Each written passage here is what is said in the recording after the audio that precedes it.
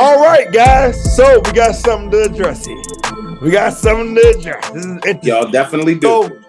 Say y'all. So our co-host Charlie wasn't here the last couple weeks ago when we did You're an Idiot and we gave it to Dak Prescott / the Cowboys. When it comes to like levels of idiots, this is a high level idiot. But we've been trying to tell y'all, you cannot pay a quarterback that can't throw the ball. I mean, that's the number one thing in the job. This is the NFL. Like, this is a game where you playing like with milliseconds. You know what I'm saying? You're talking about fractions of time where you windows to make throws. And you pay that guy like he's the top 5 quarterback in the league. And so since then, the Cowboys have turned up. The Cowboys offense been looking all crazy. Dak Prescott been putting up all types of numbers. They're like 2-3-1 since then or something like that, going crazy. So the question we must ask ourselves, matter of fact, I want to ask Charlie. Charlie, were Frank and I wrong about Dak Prescott? Yes. See, the only pushback, because y'all give him a lot of hate, and he deserves a decent amount of hate.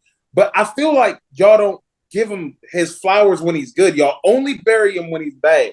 He's both. He is Jekyll and Hyde, and he's just a flawed quarterback. He's just like tiny Kyler Murray, Mighty Mouse. He's like cap ceiling Kirk Cousins. Like, he's a flawed quarterback. He's not one of these elite guys. When y'all were out here crucifying him because people were saying, is Dak elite? There y'all go. Have at it. He's not elite. He's not close to being an elite. I don't consider him anything close to an elite quarterback.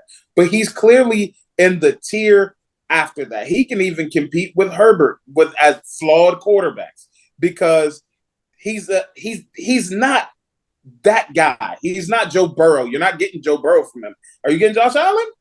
These are new questions. I'm just saying. So no, are we ready? Hold on, I got to do something real quick. I got to go get these flowers because I got to apologize to Dak because I hope he has. What are we talking? What are we talking? What are you talking about? What were we? No, we were not wrong. We were wrong about nothing because Dak is who he is. Like, and when you say what you just said now, it reminds me of why I hate like this argument so much, right? Because it's like the point is, and I hate you a lot for it too. Because no one has ever accused him of being elite, at least not anyone with real eyes and a real football brain. The question is, when we shit on Dak, it's because we look at the roster, we look at the team, we look at what this team's ambition is, and Dak has done nothing but beat bad teams, you know what I'm saying, and lose to the good one they played, which will continue to further the narrative of when you need him, when it is important, when it is time, can he get you over the hump? And it's no. Look, the only other, the fringe quarterback that you talked about, the not good enough guy, that's the only other team that you could say that they beat that's like kind of a good team, and they haven't beat anybody that's good. And that's Herbert, who's super cousins or maybe even baby cousins at this point. I don't know what to call it. Like Dak has not done anything. He has not done anything to tell me that, hey, when the fire gets hot, which it will, that they can stand up with the 49ers, that they can stand up with the Eagles, that they can stand up with one of the teams that actually is a legitimate Super Bowl contender. And when you say that, if you tell me that, I'm not wrong. Jonell's not wrong. So let me say still not good enough. Let me say it like this. I've been accused of oversimplifying everything, right? So in the past, what I've like the thing, because with Frank, basically, me and Frank clashed because it was a certain point where I was giving Dak too much credit, he felt. Because I kept saying, hey, Dak is actually a pretty elite quarterback. He just can't throw the football. And for me, that takes me totally away. And Frank rebuttals to me and says, that is why he's not elite or close to it. And I always liken it and say, bro, if you have a pilot that has all the pilot etiquette, but he doesn't know how to fly a plane, I can't hire him as my pilot. Dak Prescott, Stephen A. Smith, I feel like has a lazy argument. Y'all know that Stephen A. Smith, he just waits for the Cowboys to fail and says, whatever can go wrong, will go wrong. What can go wrong, will go wrong. It's just who the Cowboys are. Well, whatever he says, all them Stephen A. Smithisms about the Cowboys. I'm just saying, at some point, you got to get the ball to your receivers in an efficient manner to win a Super Bowl, and I don't think he throws the football well enough to do it consistently against good teams. That's my bottom line. So I don't know what I was wrong about. He's played well since we talked our trash, But but I'm saying he's played more than well. But it's nothing that we haven't seen before, bro. It's going to come down to him not throwing the ball good enough. Cause I'm sorry. Listen. I want everybody who's watching this to listen to me. When you watch Dak Prescott play, watch how he executes everything well. But look at how it looks when he releases the ball. No matter what the throw is, it looks crazy.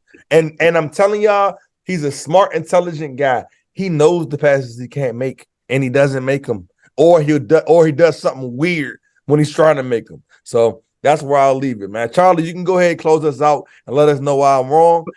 Charlie, before you close this out, I just wanted to keep in mind that the two games that he played well against were two teams that are not in the question for anything. And the one game that was in between that everyone just wants to snowball and cover out, you know what I'm saying, is the game against the team that they're gonna have to listen. Beat you can only beat the teams you play. You know, he doesn't create. You can also not create a schedule. The Eagles are a really good team. I mean, a lot of people struggle against it.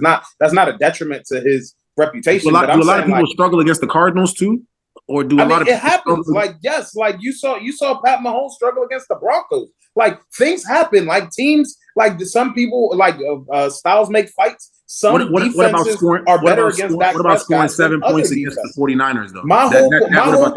My whole point is that you don't get to 10 quarterbacks before you take Dak Prescott. Like, you guys sometimes come across like, that's fine. Hey, yeah, like sometimes you come across like, I can get to 10, but I feel what you're saying. Kind of low. I don't think I can get to 10, but I don't think you can get to 10. So what's gonna happen is you're gonna know. You know what's crazy about that? Let me peek behind the curtain. What's gonna happen, which I know, is that you're gonna get the clear 5, then you're gonna get 3 that he agrees with, and then when he gets to 8, it gets crunchy. I think I'd rather. But see, that's my point. But that's my point. If it gets to where we get crunchy, I'd rather take somebody with tools at least. You know what I'm saying? So it's like, what are we talking about? You know what I'm saying?